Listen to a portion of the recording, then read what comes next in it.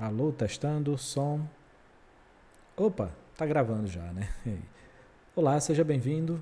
Aqui é o professor Elvis Chaves, eu sou o seu professor de música. Nós estamos assistindo os meus vídeos aqui sobre teoria musical. Essa vai ser a terceira aula do nosso curso de teoria e vamos falar hoje sobre pauta, pentagrama, sobre notas musicais. O livro de sempre, né? O livro da professora Anelore. A descrição do livro vai estar aqui, o link vai estar na descrição desse vídeo, caso você queira adquirir diretamente com a professora Anelore. Que tal abrir o seu livrinho aí na página, vamos ver a página aqui. Deixa eu colocar aqui para a gente não confundir. Vai ser na página 15, tá? É o livrinho da capa azul, o volume 1. Pegue também lápis e papel para você fazer suas anotações. Essa lição eu acredito que você vai precisar. Eu vou dar umas dicas aqui para você pesquisar depois. Mas vamos ao que interessa, né? O que é pauta? Pauta é um conjunto de 5 linhas horizontais, paralelas, né? Uma do lado da outra, uma acima da outra, melhor dizendo, onde se escreve os sons ou notas e os silêncios, que são as pausas. O conceito de notas a gente vai ver já já. Como você pode ver aí no título, né? A nossa lição aqui, o nosso capítulo 3, ele fala sobre pauta ou pentagrama, né? E também vai falar sobre notas. Portanto, vai ter um conceito aí. Você já sabe, então, que a pauta é um conjunto de 5 linhas. A gente vai ver aqui abaixo já já. A pauta começou com apenas uma linha colorida. No século XIX, aliás, no século IX, desculpe. Outras linhas foram sendo adicionadas, acrescentadas, e o pentagrama que usamos hoje, penta, você vai ver 5 linhas, né? Estabelecido no século XI. Veja só, quase 200 anos depois, né? Foi definitivamente usado a partir do século XVII. É o seguinte, sempre se buscou tentar escrever as notas musicais. A história da humanidade, na antiguidade, a gente sempre produziu música. As pessoas sempre cantaram, as pessoas sempre tentaram tocar. E você viu isso nas primeiras aulas, tá? Eu expliquei isso nas primeiras aulas. Você percebeu que o homem começou batendo em pedras, imitando os animais, mas com o passar do tempo, então, passou a existir a necessidade de você escrever as notas, os sons num papel, para que outras pessoas pudessem aprender, pudessem cantar. E isso não foi um processo simples, não foi um processo fácil. Isso levou bastante tempo para acontecer. Então, envolveu o trabalho de muitos profissionais, muitos músicos. E é tanto que apenas no século XVII é que a gente começou a padronizar, até chegar nos sinais que nós temos hoje, né? E os sinais a gente vai começar a ver agora. Bem, o primeiro desses sinais, né, é a pauta musical, ou o pentagrama, que é composto por 5 linhas, como você pode ver aqui nessa gravura. A primeira linha é sempre a de baixo.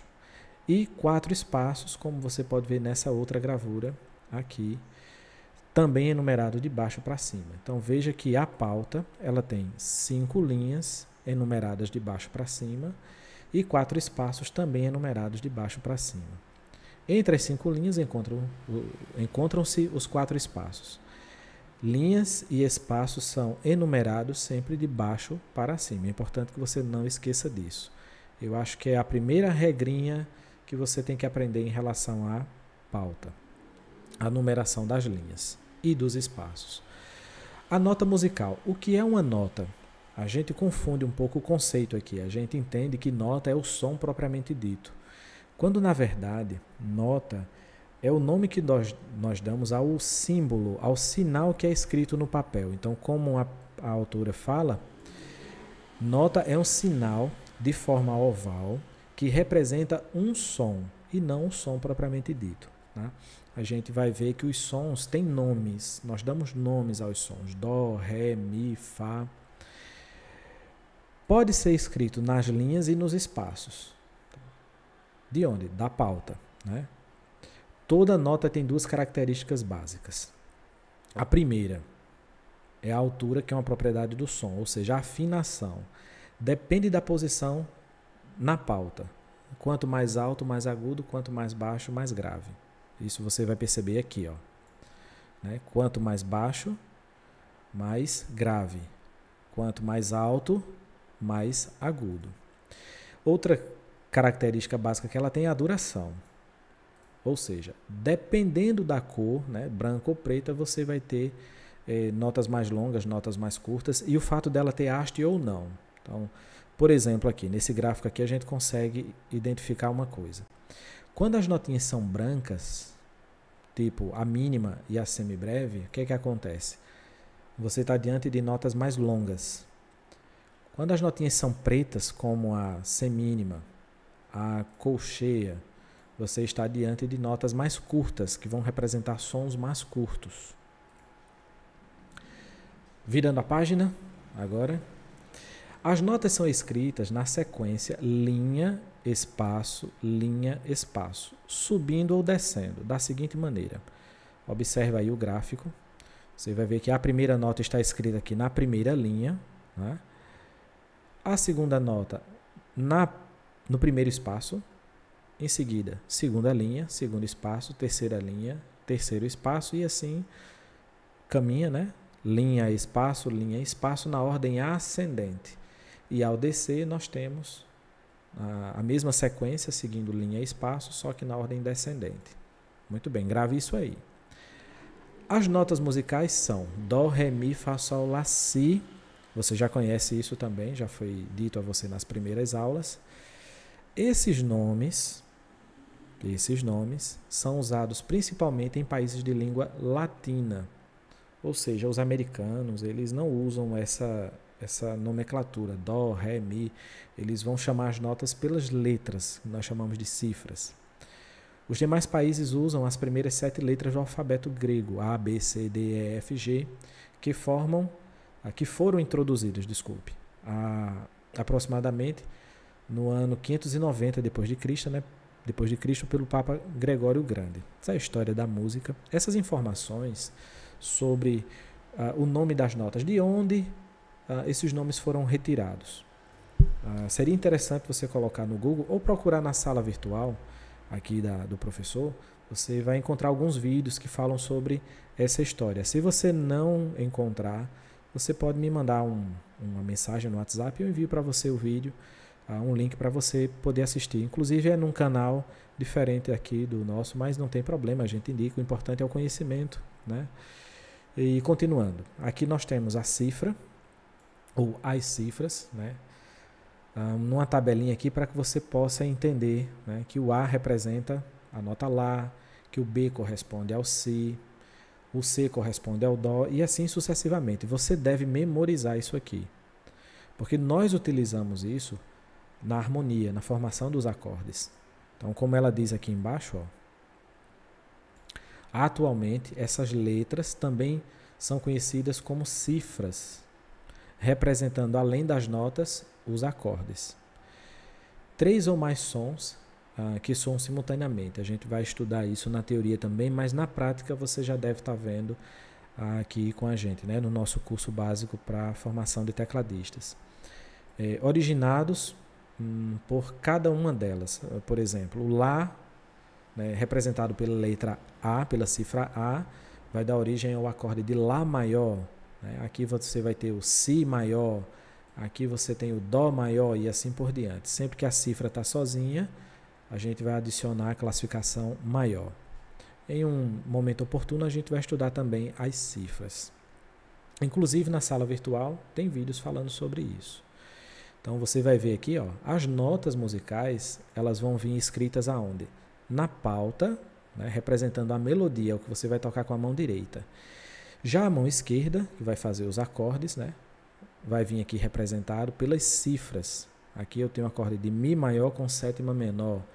Geralmente a gente diz Mi maior com sétima, Mi com sétima. É assim que o tecladista fala, que os músicos dizem. Ré menor, novamente Mi com sétima, Mi maior com sétima menor. E aqui um pouquinho de história, né, que tem a ver com o nome das notas musicais. Então veja que isso é interessante. Os nomes das notas que usamos foram dados pelo monge Guido de Arezzo. aproximadamente no ano 1025.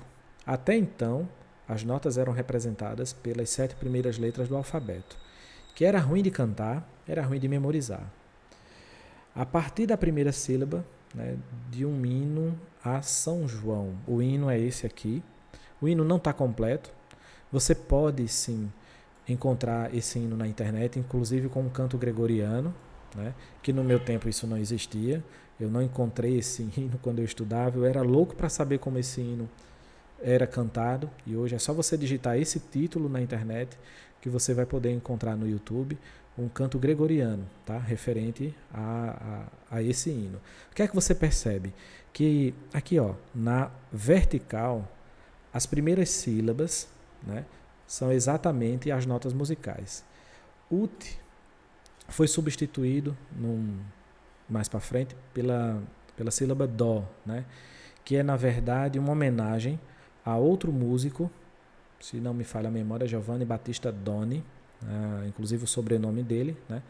E o San, que virou Si, que seria a junção do S de Sancti com o I de Ioannes, né? São João. Então, o nome das notas musicais foram retiradas, né, desse hino, que é uma oração pedindo ao santo católico que abençoasse a voz, a língua, algo assim. Eu não sei a tradução porque eu não sei latim, isso é latim.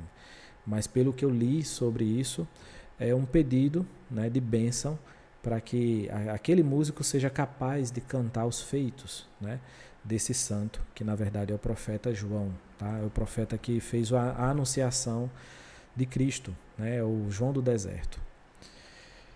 E aí nós chegamos no final da nossa lição aqui, mas calma, peraí. Eu quero conversar um pouquinho com Oswaldo Lacerda. Lembra daquele livro que eu sempre falo? Eu vou usar ele por um tempo também para que a gente faça comparações, né? Para que você possa ver outros materiais também. Então vamos chamar o Oswaldo Lacerda. E aqui já está no capítulo, na página, né, onde ele vai falar sobre nota e pentagrama. Vamos ampliar aqui para a gente dar uma espiadinha, né? O que é que ele fala sobre som musical? Ele diz que o som musical é representado no papel por um sinal chamado nota. É o mesmo conceito que a gente viu, né? A figura da nota varia. De acordo com o quê? Com a duração do som.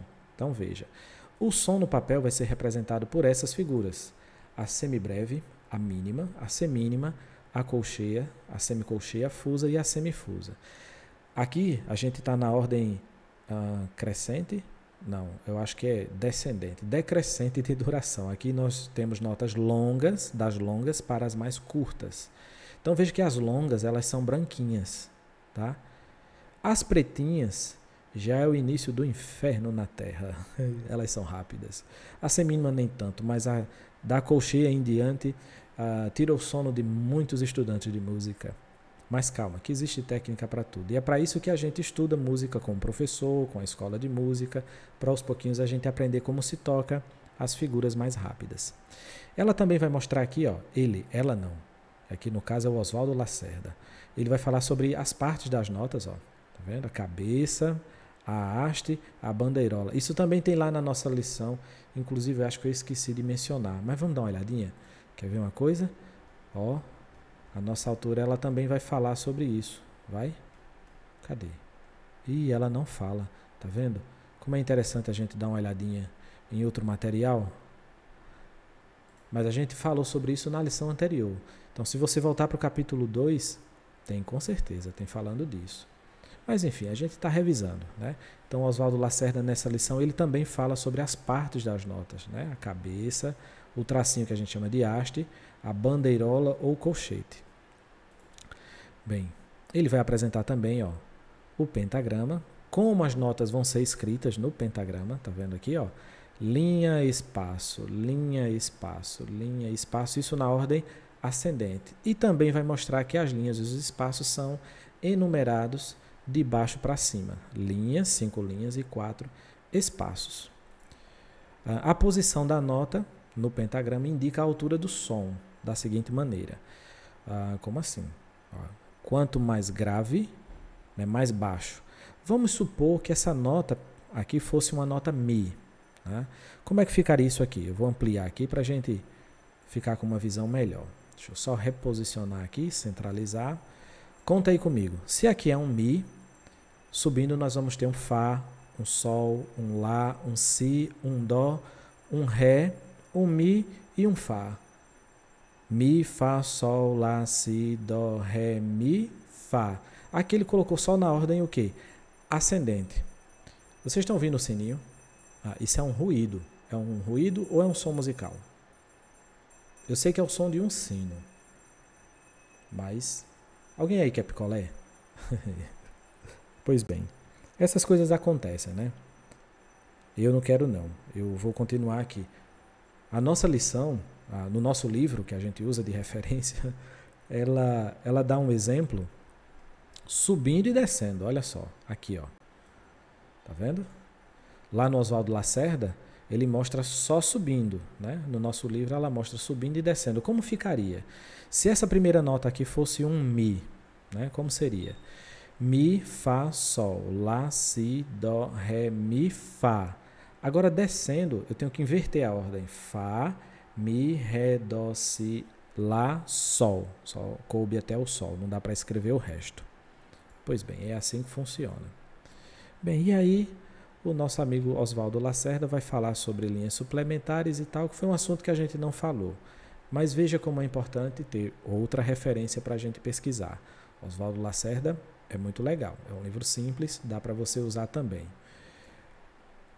Eu acho que a gente chegou no final da nossa lição, galerinha. Oh, que pena, né? Mas aqui vai ter atividades, ainda não acabou. Agora é com você. Você vai fazer as suas atividades, vai trazer para a sala, vai anotar suas dúvidas e nós vamos discutir. Você que tem aula em casa ou que está simplesmente assistindo aula aí pela internet, você também pode fazer seu comentário, deixar aqui embaixo do vídeo, tá? Sei lá, com dúvidas, com elogios, reclamações, indagações. Não esqueça de deixar o like ou o não like, não gostei, também não tem problema, tá? O importante é que você interaja com a gente, você dê sua opinião e fale se você entendeu o assunto ou não. E eu acho que é isso aí, galerinha. Vamos ficando por aqui. Desejo a você paz e graça. Até o próximo vídeo e bons estudos!